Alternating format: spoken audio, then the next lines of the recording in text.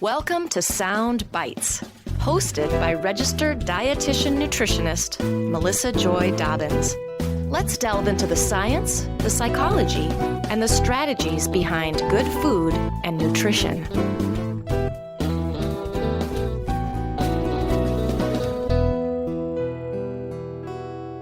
Hello and welcome to the Sound Bites podcast.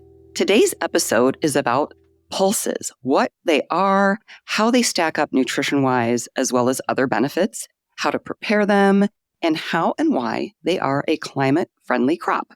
Now, this episode is not sponsored. We are submitting this episode to CDR for one free continuing education unit for dietitians and diet technicians. My guests today are Tim McGreevy and Chelsea LeBlanc. Tim is the CEO of USA Pulses, and he is also a farmer.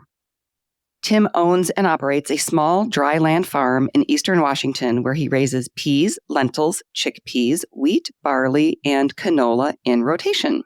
Chelsea is an award-winning registered dietitian, media personality, and nutrition expert based in Nashville, Tennessee. She's known for her innovative approach to sustainable meal planning. She's passionate about reducing food waste. She helps people make budget-friendly, mindful decisions that simplify healthy eating and minimize waste through her virtual private practice and media contributions. Welcome to the show, Tim and Chelsea. Hey, great to be here. Thank you so much for having us. So exciting.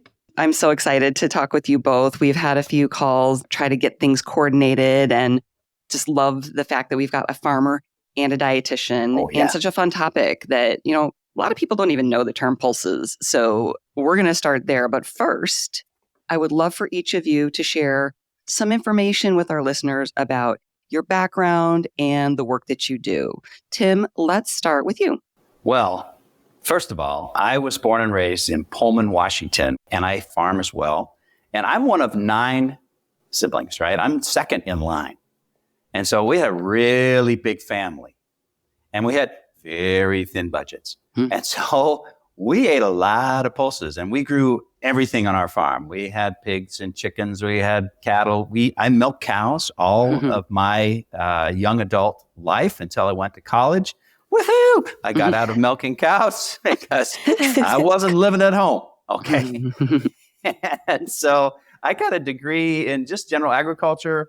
And then I got a master's degree in agricultural economics because there was this really cute girl who was a little younger than I was. And she said, I had to hang around just long enough for her to say yes. And we've been married for 41 years now. Aww. And so she's the best. I don't know if she'd say that about me, but she is the best. Yeah, where did you go to school? I went to school at Washington State University, home of the Cougars. Nice. So I really wanted to be a farmer. Full time. And I did that for a little while. But remember, I'm an agricultural economist and we don't have a really big farm, so not a real economic unit.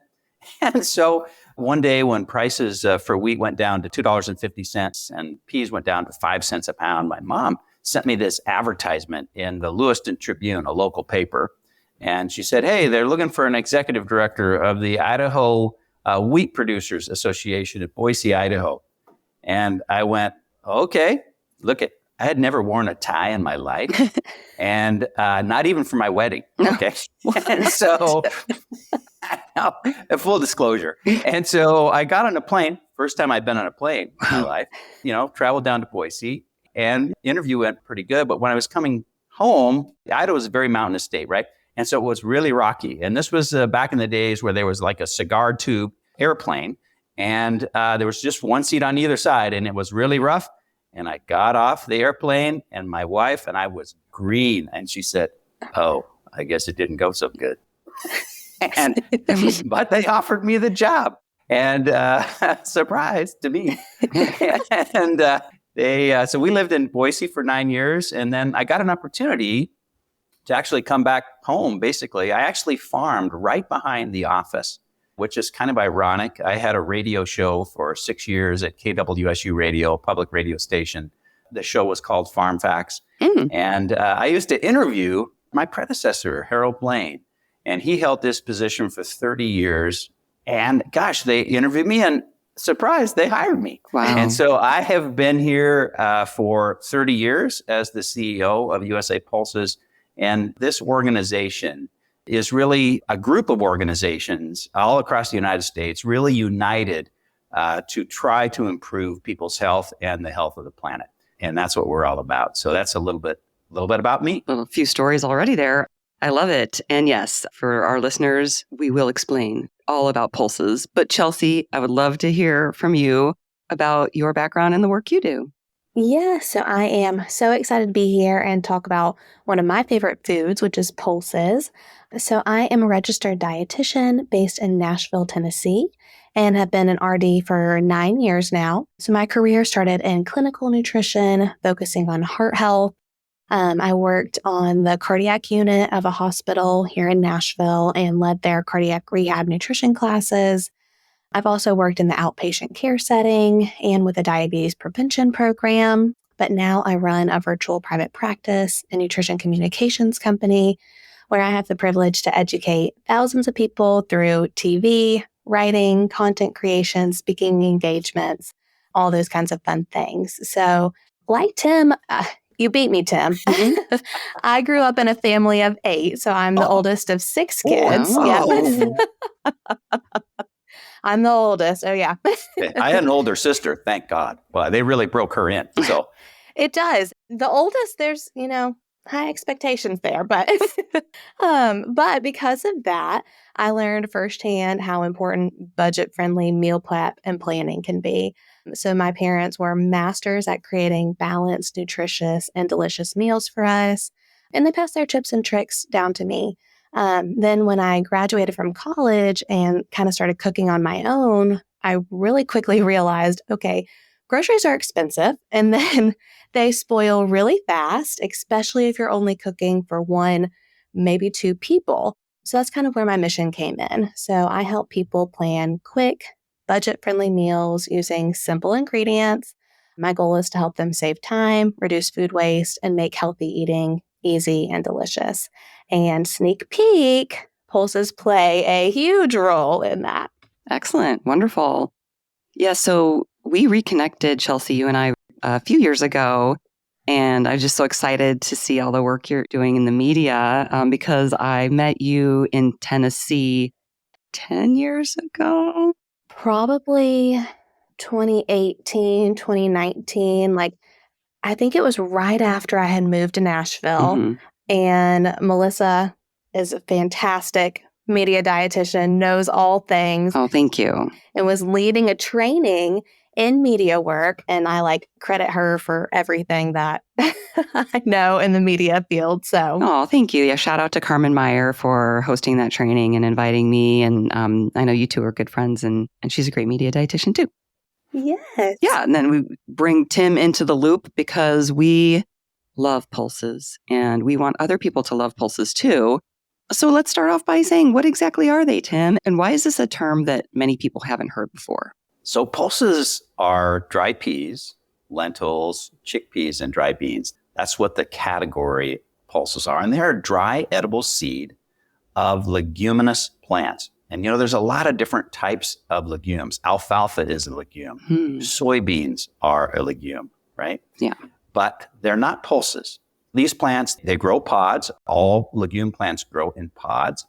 For example, a pea pod would be a legume where the pea inside would be the pulse, right? So fresh peas, right, that you get in stores, they're not really a pulse because these are dry edible seeds of these legume plants. So pulses, dry peas, lentils, chickpeas, and dry beans. And kind of a fun fact, the word pulse itself, if you look it up in your Latin or Greek terms, it would say Puls. And the meaning of that is really thick soup.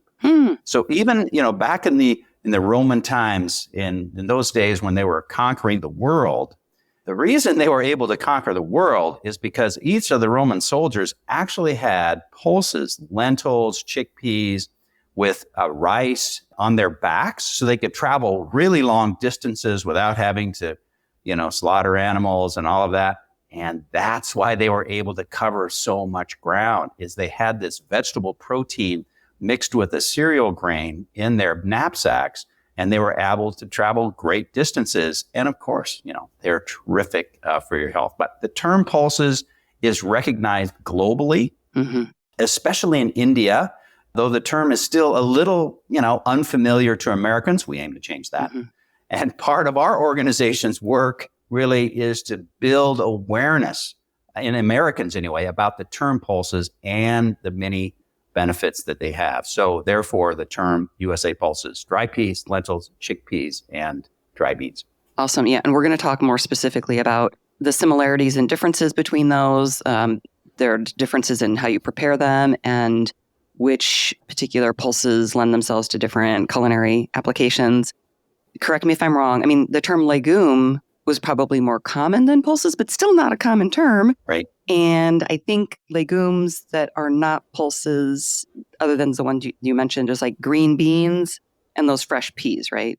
Right. So green beans, fresh peas, soybeans. Soybeans really have a high oil content. They're in the legume family, right? And an important part of the legume family, but they're not a pulse, right? Pulses have a really unique, nutritional profile that is just terrific. And they deserve to be on the dais of foods. And we'll talk about that, I am sure. But, peanuts are also a legume. Right. They're not a pulse. And so, soybeans and peanuts, really high in oil content, lovely foods as well. Pulses, peas, lentils, chickpeas, and dry beans, that is the genesis of their name and, why we call them pulses. Okay, thank you.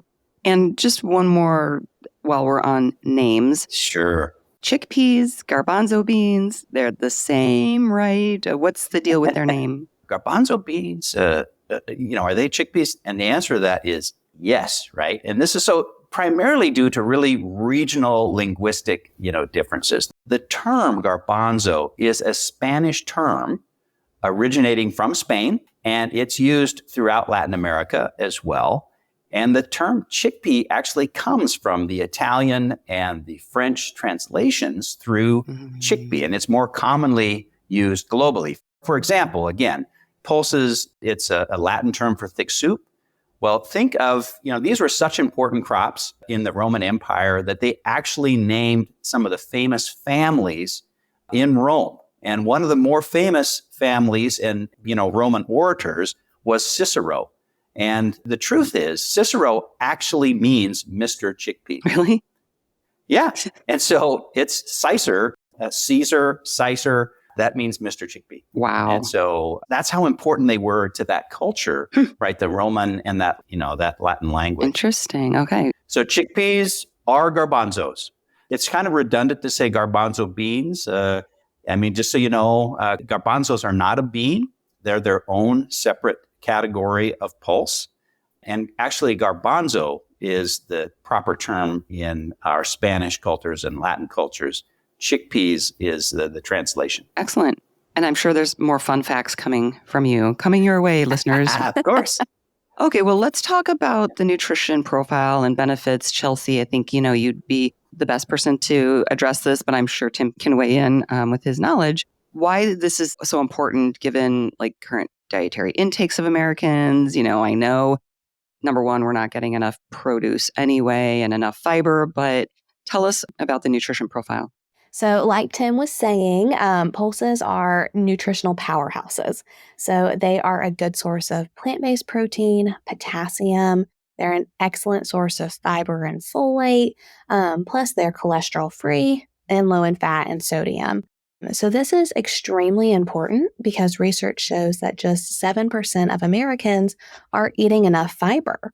And then potassium and iron have also been identified as nutrients of public health concern in certain populations, including pregnant women. So pulses are, a really, really good source of all of these things.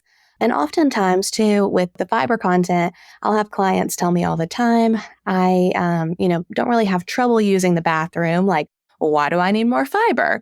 And I'm like, well, fiber has so many more benefits than just, GI benefits. Right.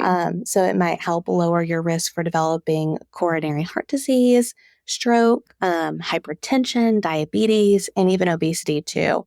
So there's a study that even showed that for every 7 grams of fiber eaten a day, your risk for heart disease can drop by 9%. So that's like extremely significant. Yeah. And the cool part about that is that a lot of pulses have around 7 grams of fiber per serving. So it's kind of an easy way to help you get those needs. Excellent. So because there are several different types of pulses in this category, I'm guessing that the nutrition profile might differ slightly from one to another. I'm guessing, like a lentil might be different than a chickpea. But there is a chart that I have from the USA Pulses website that says that pulses are a good source of protein. And for our listeners, good source means at least 10% up to 19% of the daily value. Excellent source or rich source is 20% or more. So they're a good source of protein, excellent source of fiber, high in antioxidants, and as you said, iron rich, a good source of potassium, and an excellent source of folate. So I just wanted to throw that in there because, like I said, I'm sure there are some differences, but as a category, we're looking at those health claims, I guess that's what I would say. Absolutely. So talk to me a little bit more. Fiber for sure. Like you said, there's a lot of different benefits to fiber, and we are just not getting enough. And I think one of the barriers is, how do we know where to find fiber? How do we incorporate those foods into our diet? Also, with budgetary considerations and just like making that part of our daily habit. And sometimes that might involve, oh my gosh, getting in the kitchen and cooking, which has its barriers and challenges as well.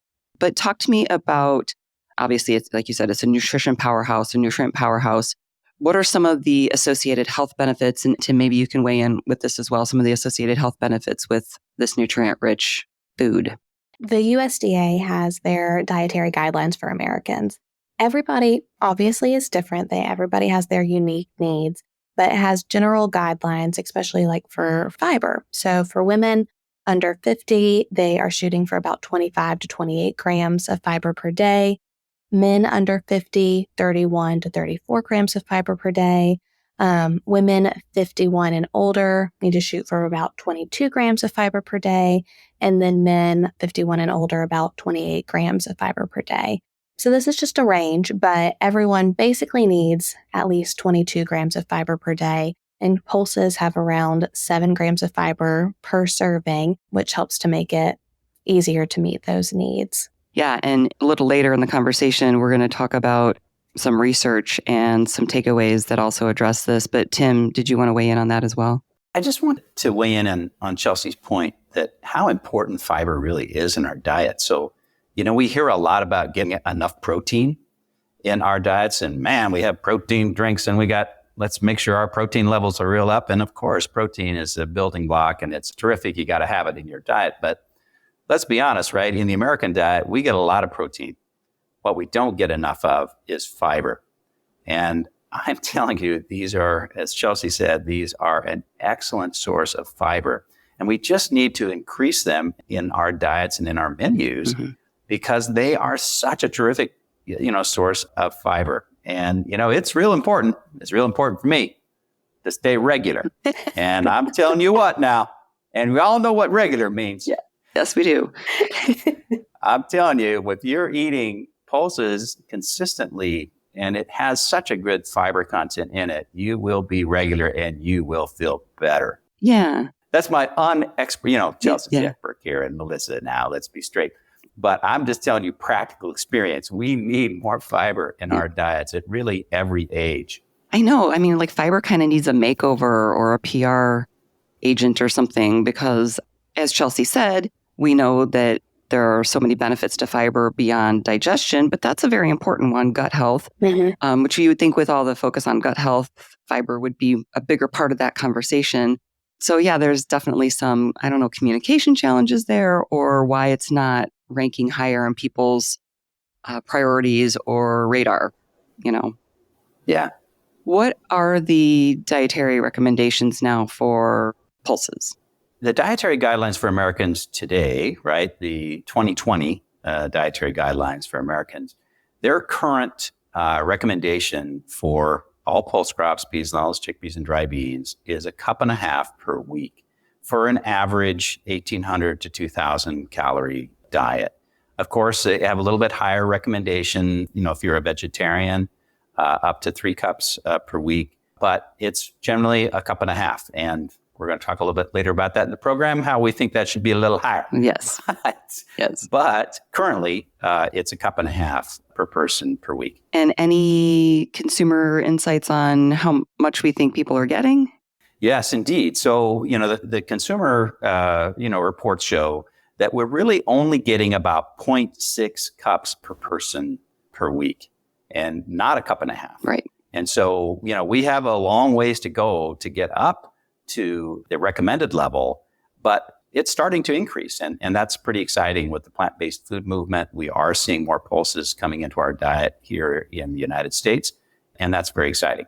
And I know, Chelsea, I wanted to touch on versatility and affordability, if there was anything more specific that we wanted to address regarding that. And then I know you have some information to share with us about swapping pulses for other protein sources. So I'd like you to speak to that as well. Yeah, absolutely. So that's one of my favorite things about pulses is that not only are they nutritional powerhouses, but they're also super versatile, affordable, and convenient.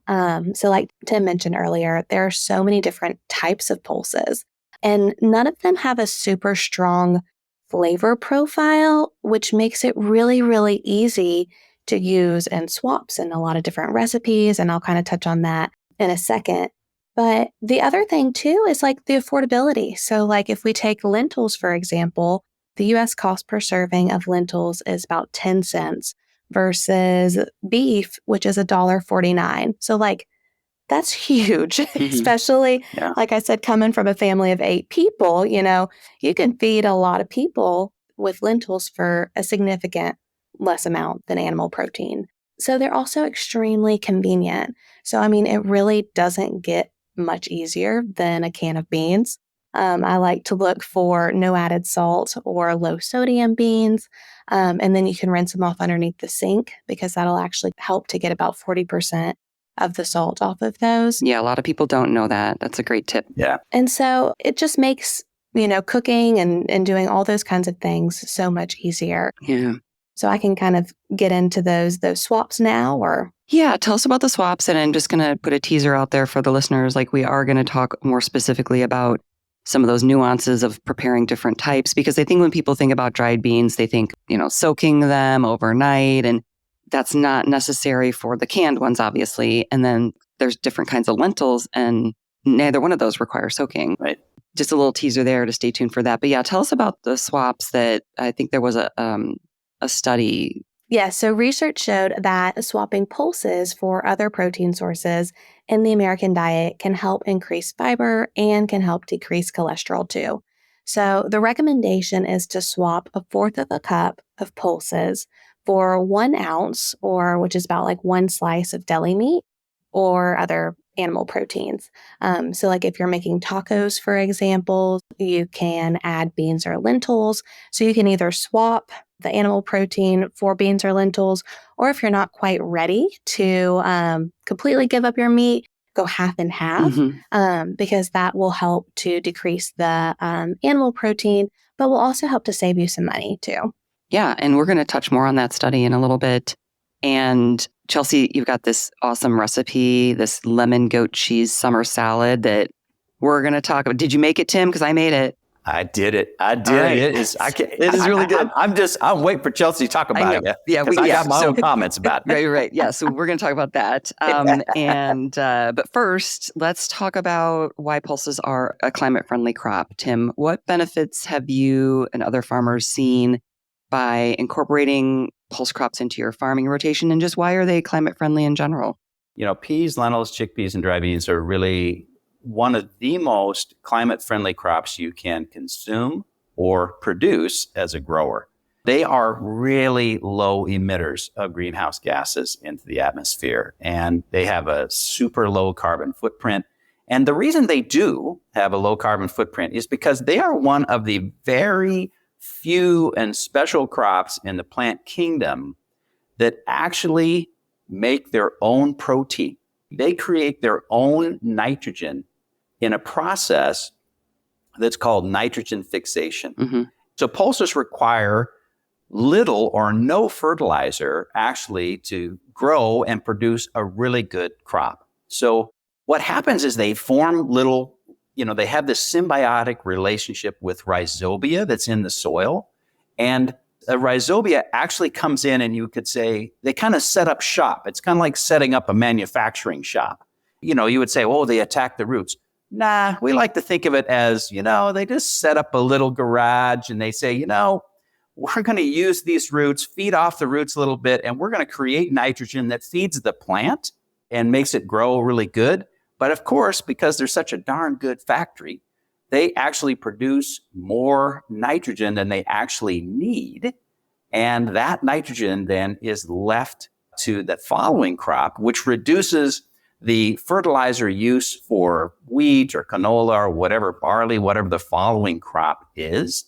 And so the reason in agriculture, one of the biggest culprits or reasons we have greenhouse gas issues, 26 to 30% of greenhouse gas emissions come from agriculture and our food production system.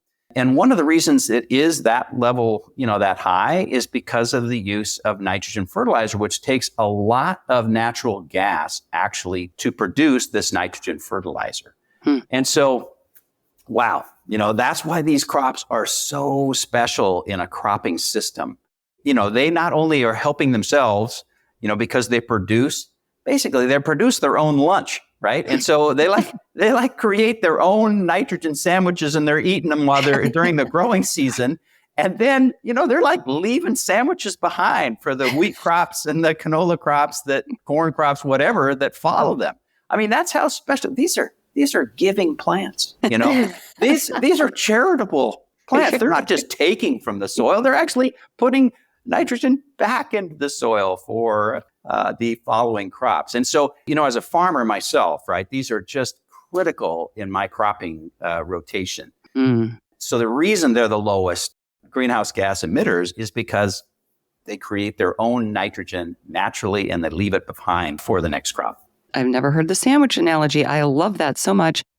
I'm familiar with the term nitrogen fixing and crop rotation, but for people who aren't and are curious, can you say a little bit more about the purpose of crop rotation? I mean, you're trying to improve the soil. It's so important. Soil health, wherever you live in the world, it's the lifeblood of our society. If we don't have healthy soils, we are not going to have healthy people. And so having good soil health, which means having good biodiversity in your soils, having different bacteria, which every crop, you introduce into your cropping system brings a little different, bacteria to the soil. And so having a pulse crop in your rotation, in your cropping system, like, for example, my cropping system is a pulse crop, either peas, lentils, chickpeas, or dry beans.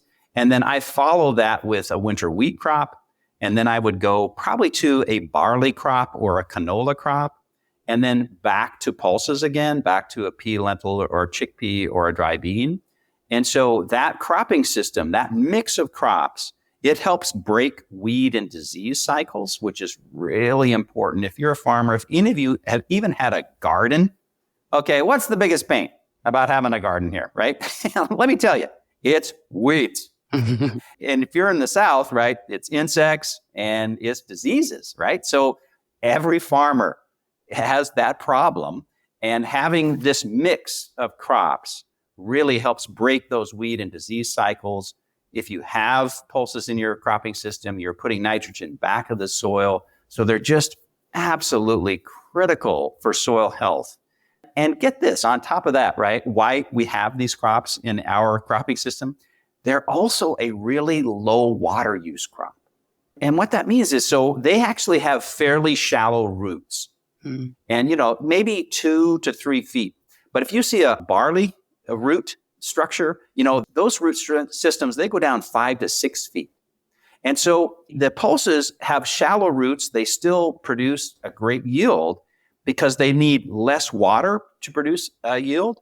But the wheat crops and corn and sorghum and canola, they have really, really deep roots. And so they go after that really deep moisture.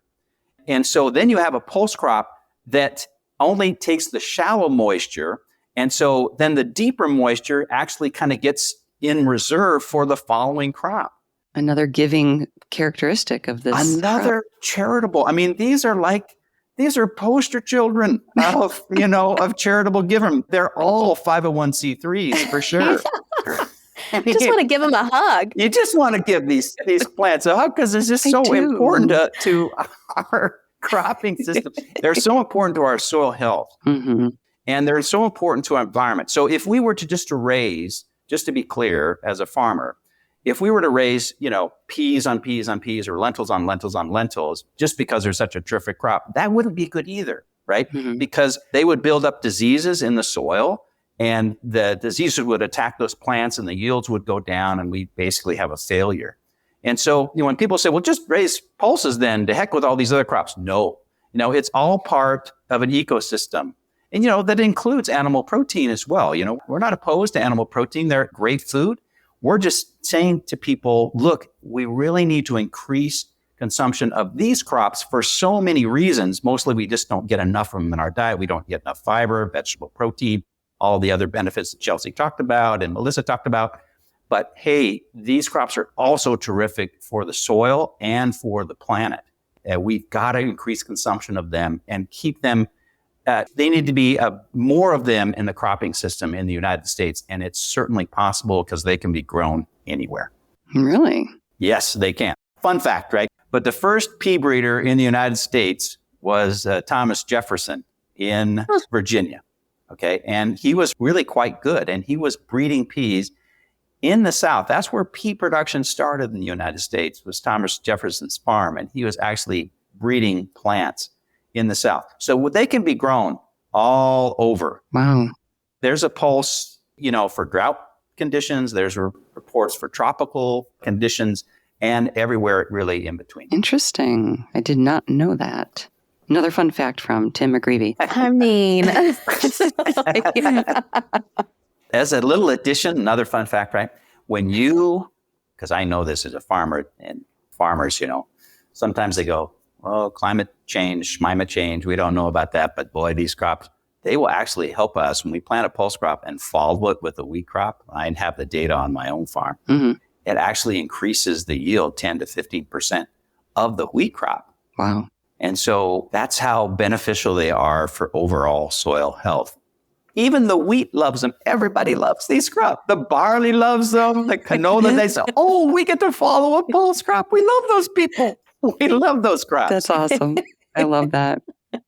Well, when you were talking, I was thinking about something another guest had said on my podcast a while ago. We hear all about plant-based diets and we need more plants in our diets. And they said, actually, we have a pretty fairly plant-based diet. We need better plants in our diets. And so I feel like pulses are, like you said, the poster child for that.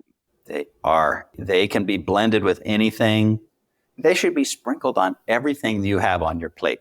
You should just be like pixie dust. Just sprinkle them on everything because they go with everything. Yeah. And we have quite a bit to talk about as far as like the culinary application and everything. Sure. But another teaser here is I did a TV segment on lentils, and you can use those in everything from an egg skillet bake to chocolate brownies. Yes. So another just like amazing. I think it was Chelsea that said they have this flavor profile that is mild, I think is the term you use. Mm-hmm. And it takes on the flavors of the other foods. Some are more softer than others. So there's a texture variation there and everything. One more thing that I wanted to ask you. Yeah. What is the Coalition for the Advancement of Pulses, and what are the primary goals of this coalition? Oh, man. So I'm so excited to talk about this, right? So the Coalition for the Advancement of Pulses, also known as the CAP program, was an idea that was born out of USA Pulses. And its mission, right, is to double consumption of pulse crops in the United States. And our first goal, if we're going to double consumption, we had to start out with a project that would help us achieve that goal. And so we needed to take a look and start advising, or at least talking to, the Dietary Guidelines for Americans Advisory Committee. Because as we talked about earlier, currently the recommendation is 1.5 cups per week. And our target is to get that to 3 cups per week. And people, when they say that, they say, whoa, I mean, 1.5 to 3, I mean, that's a lot. But the truth is, in 2005, the dietary guidelines for Americans actually had 3 cups per week as the guideline. I remember that. Yeah. And then in 2010, and I have to admit my own shame for this, because I didn't do my pulse crops very well because we really weren't engaged in the dietary guidelines process at that point as an organization. Since 2010, that has changed.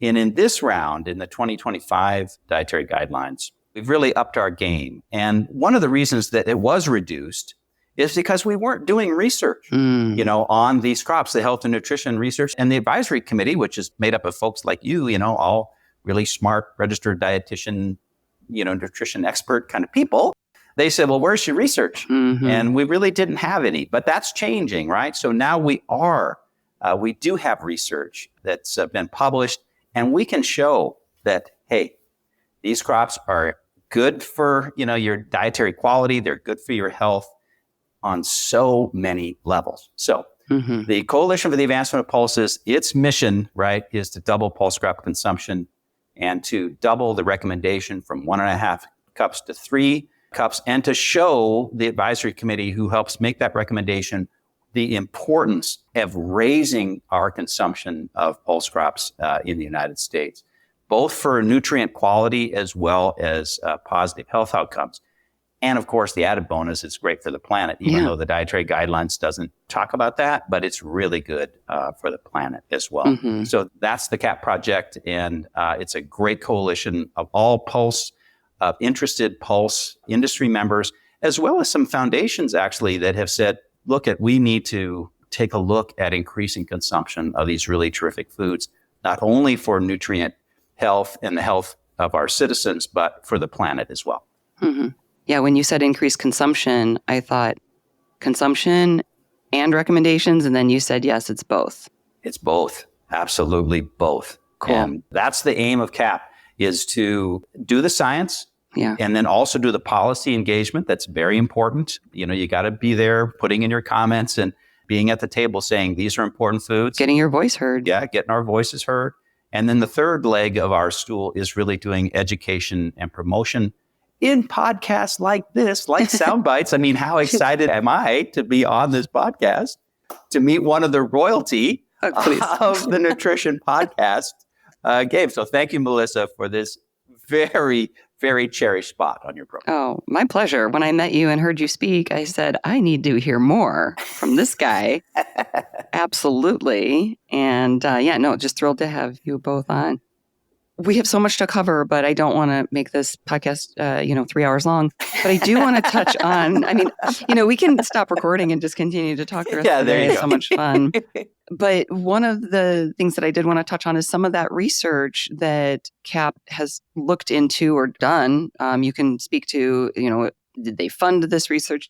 How are they involved in the research? And then there are actually infographics that have come from this. There's 3 studies, and then there's a scoping review, which I honestly had to look up what the definition of that was. A scoping review seeks to present an overview of a potentially large and diverse body of literature pertaining to a broad topic. That's what a scoping review is. And I was so excited to see some familiar names on these research studies. Dr. Vic Fulgoni. Yeah. That research was titled Effect of Adding Pulses to Replace Protein Foods and Refined Grains in Healthy Dietary Patterns. And that's what Chelsea was talking a little bit about earlier, but I want to talk more about the refined grains part because we've heard about swapping plant-based proteins for animal protein, but I haven't heard it so specifically with refined grains, which I think is really interesting. And then there's also research by Dr. Yanni Papanikolaou, who has been on the podcast before. 2 studies, adult dietary patterns with increased bean consumption are associated with greater overall shortfall nutrient intakes, lower added sugar, improved weight-related outcomes, and better diet quality. And then another one, adding more beans to the U.S. typical dietary pattern can lead to greater intake of shortfall nutrients and a higher diet quality in younger and older adults. And then the scoping review was by Dr. Taylor Wallace, who's also been on the podcast a couple of times, Pulse Consumption and Health Outcomes, a Scoping Review. And Tim, you shared a document with me that maybe I can use some of that and link to it in the show notes, whatever you have to share with our listeners. Yeah. But let's touch on some of these sort of takeaway messages. And of course, I'm sure I can put the infographics in my show notes. Let's start with the Vic Fulgoni research. Well, Vic Fulgoni, in our strategy for research, right, we wanted to show the Dietary Guidelines Advisory Committee, well, what does it actually look like if you actually do increase to 3 cups per week from a cup and a half? And Chelsea mentioned this a little bit earlier, but in terms of, swapping out for protein foods, just 1/4 cup of pulses per day, right, in place of 1 ounce of whatever protein food it is, it's going to increase your fiber, which is a nutrient of concern, by the way, right? Mm-hmm. And it's going to decrease your cholesterol. And we all want to get rid of the bad cholesterol, right? And it's going to do that each by more than 10%. So it's going to increase fiber by more than 10% and decrease your cholesterol by more than 10%. And if you substitute 1/2 of a cup of pulses daily for just 1 ounce of refined grains daily, right? It increases, get this, right? It increases fiber, magnesium, copper, potassium, all nutrients of concern, by more than 10%. And so if we increase our consumption of pulses, clearly, the dietary benefit and the nutrient benefit, which the shows in this particular study, is really off the charts. So that is to look at, Victor Fulgoni's study. Excellent.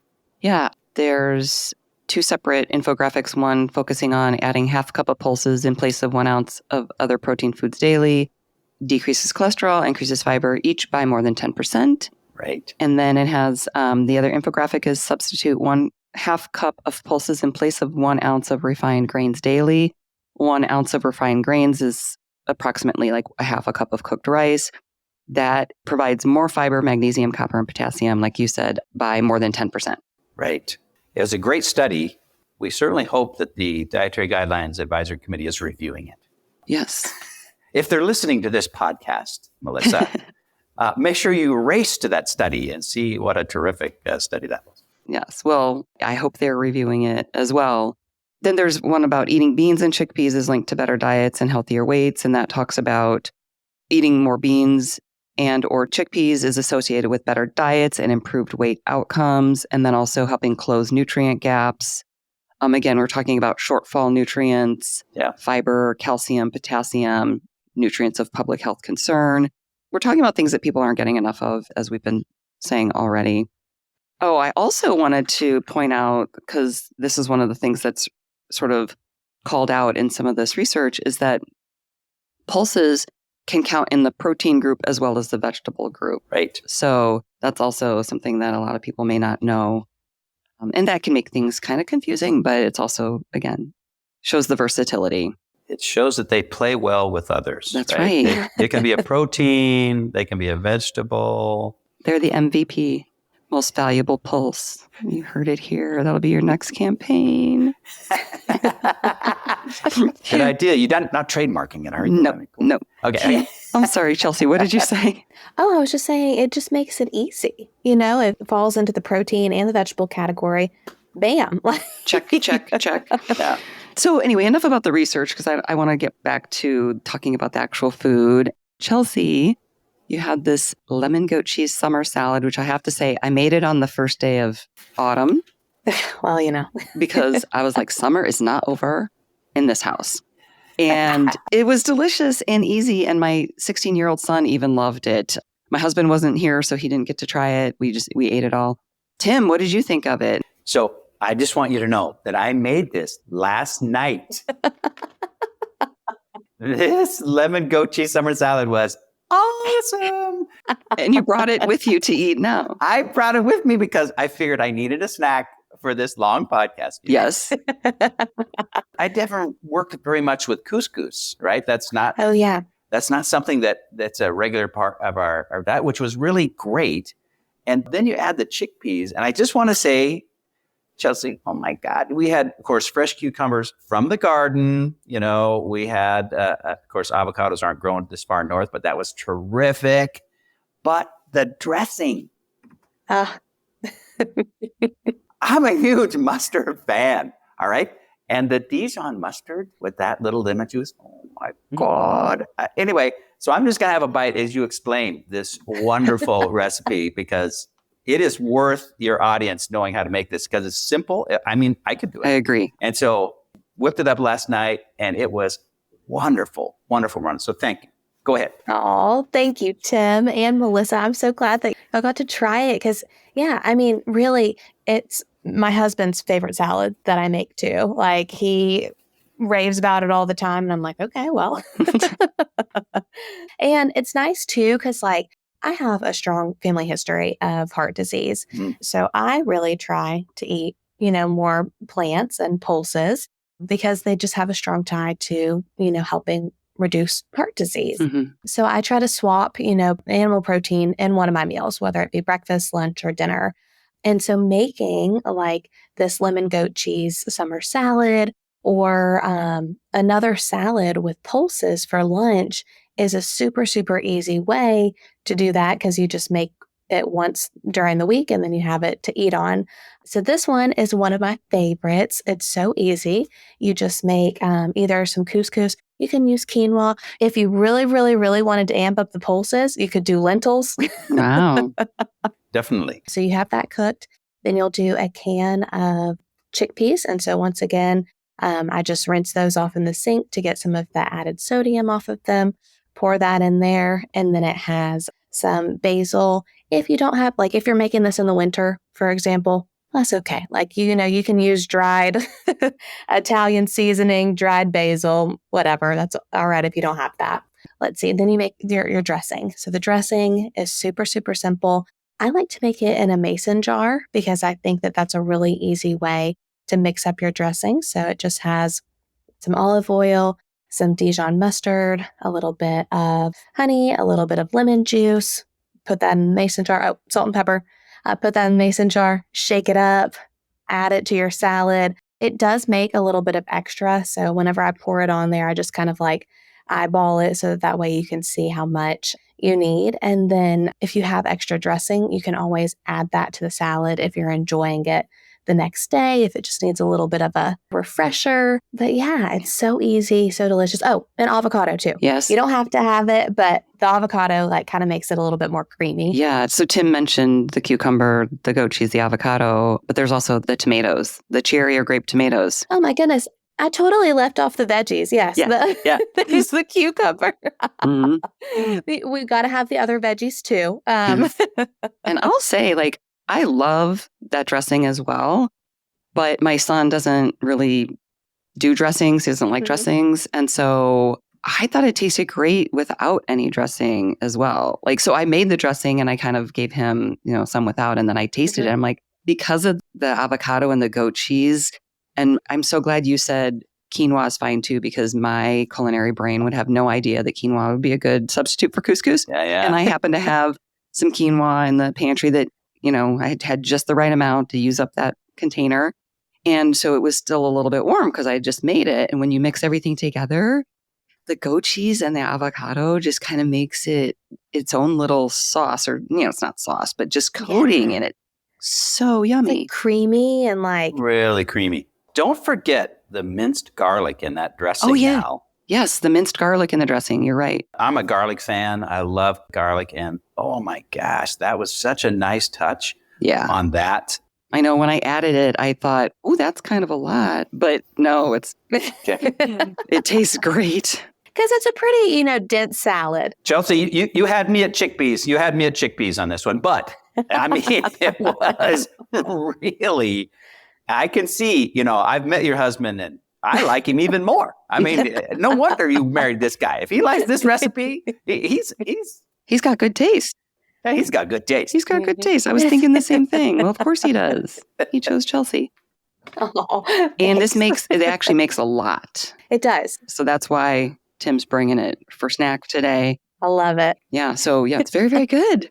And Chelsea, you've got some other tips and swaps, but I did want to mention maybe a couple things that I had referred to. And there's some great handouts and the usapulses.org website that I'm going to put links in the show notes.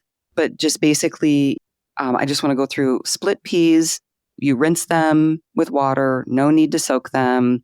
Beans, if they're dry beans, you need to soak them. If they're canned beans, obviously, just, drain them, rinse them.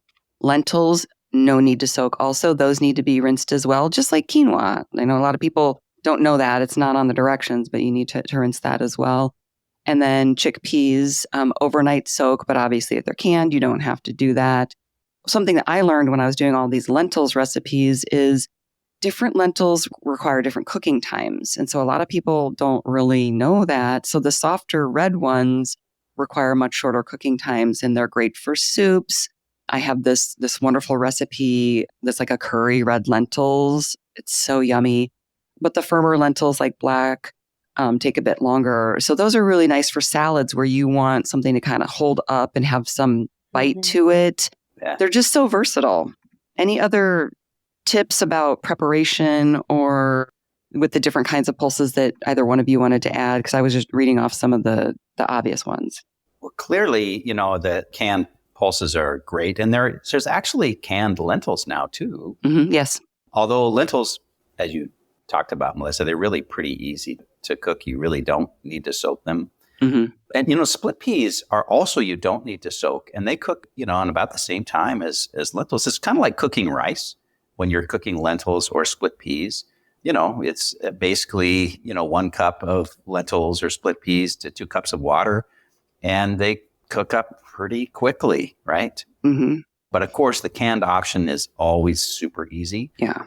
And we promote that as well. But you can cook them yourself. It's not that hard. Yeah, the chocolate cupcake recipe that I made uses canned lentils. So You bet. And there's a couple of other recipes that we got from your website, Tim. Chelsea, do you want to quickly address the trio of dips? And there's some peanut butter chickpea energy balls. Yeah, absolutely.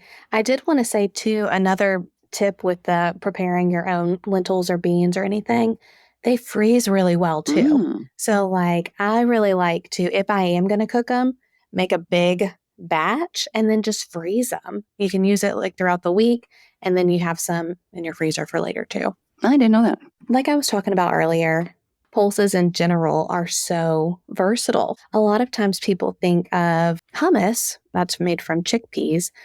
So that's a delicious dip, but you can also use lentils or split peas and dips too.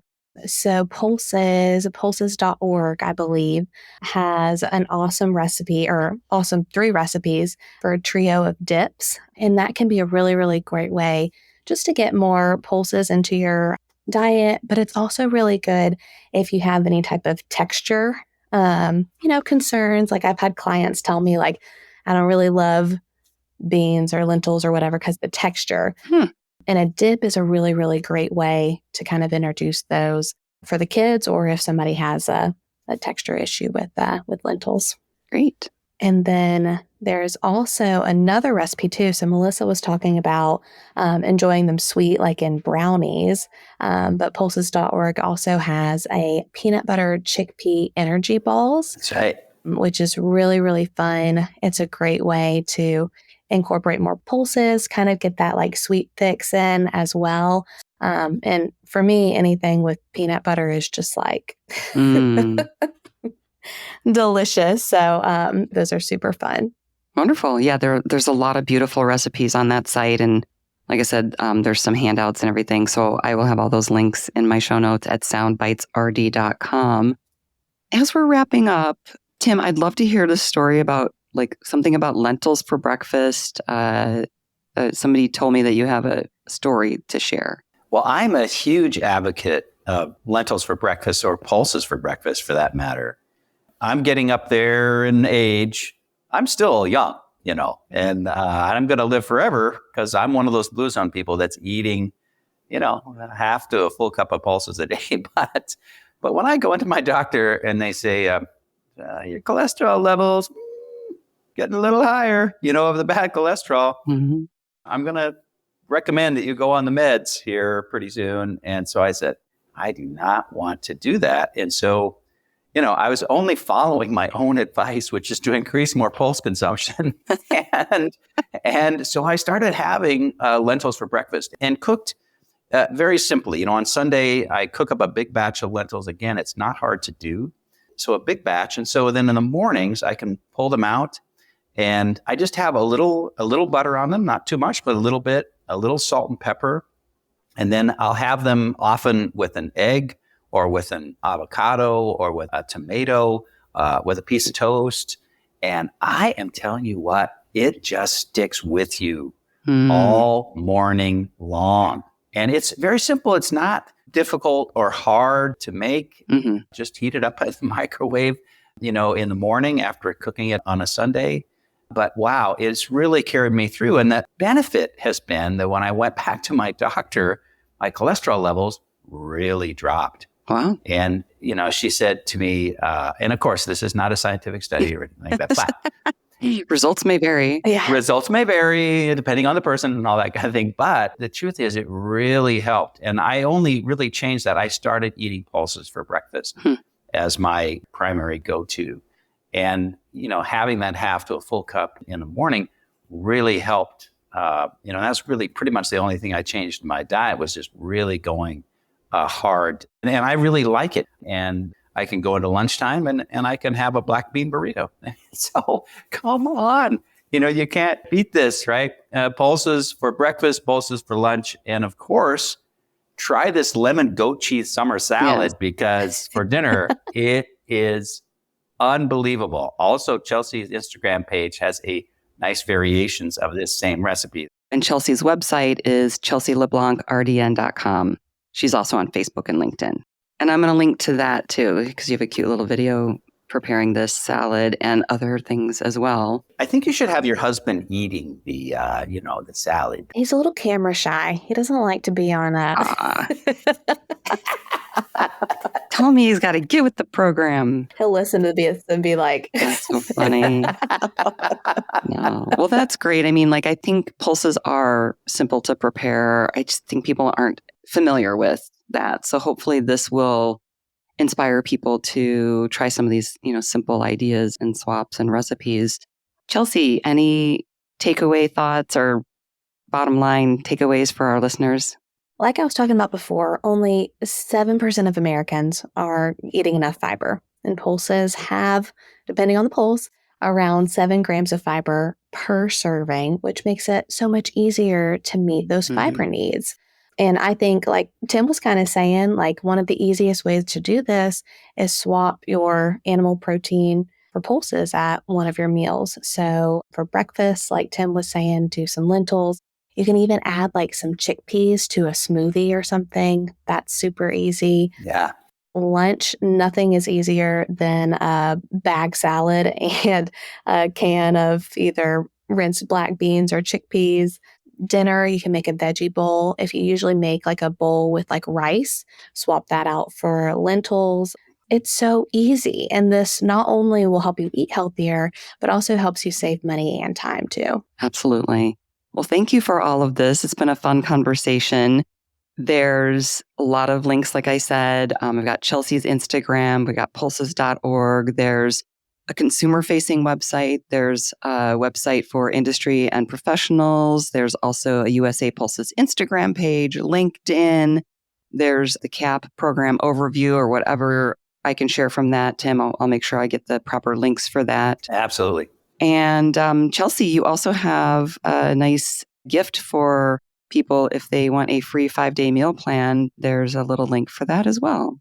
I do. Yep. I've got a free 5-day meal plan with just 30-minute meals. So super, super easy on my website that you can download from there too. Awesome. Well, thank you both so much. This has been so much fun. And I can't wait for my next meal where I'm going to have some of the lemon salad leftovers and think about how I can have some pulses for breakfast. Absolutely. Melissa, I just want to thank you so much for, inviting us to join your really terrific podcast. And, at USA Pulses, go to our websites. Our mission is to help you double your consumption of pulses, because if we can do that, we can improve people's health. We can improve the health of our soils, of our water, and of our planet. Mm-hmm. So, we are hopeful that people will give these crops a try and increase them in their diets, because they are just really terrific foods on all levels. Awesome. Well, thank you both so much. This has been so much fun. And for everybody listening, if you enjoyed this episode, share it with a friend, pass the word on to others, encourage people to get some pulses into their diet, and just to educate them on what they are and why they're so awesome and such a giving crop. And as always, enjoy your food with health in mind and some pulses. Till next time. For more information, visit soundbitesrd.com. This podcast does not provide medical advice. It is for informational purposes only. Please see a registered dietitian for individualized advice. Music by Dave Burke, produced by Jag and Detroit Podcasts. Copyright Soundbites Inc., all rights reserved.